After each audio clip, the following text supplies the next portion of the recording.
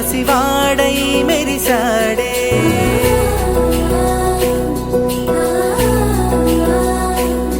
మెరిసాడే మెరిసాడే పసివాడై మెరిసాడే మురిసాడే మురిసాడే సరదాలో మునిగాడే తనవారే వస్తుంటే అదుపింకా మరిచాడే మనసంతా వెలుగేన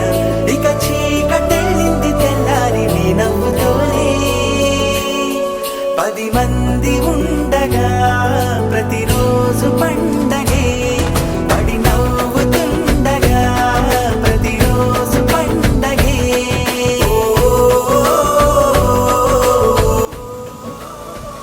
శంకరమ్మ నాగప్ప నాయుడు పుణ్య దంపతుల అంజనీ పుత్రుడు, చండూరు గ్రామసీమలో ఉదయించిన బాలుడు,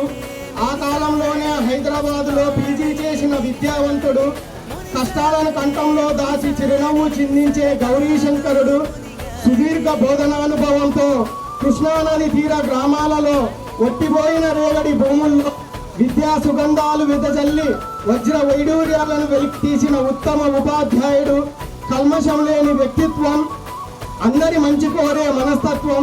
పలకరింపులో ప్రేమతత్వం, మాట తీరు మనోహరం, నడక తీరు ఆదర్శ విహారం. కొండాపురంలో ఉద్యోగ జీవితం ప్రారంభించిన కొండనాయుడు గారు నేడు కంచుకోడులో ఉద్యోగ విరమణ పొందుతున్న అనుపెరగని సూర్యుడు మా కొండనాయుడు గారి శంకర్ నాయుడు సార్ గారు. శ్రీమతి శ్రీ పద్మజా శంకర్ నాయుడు పుణ్య దంపతులను సభా వేదికపైకి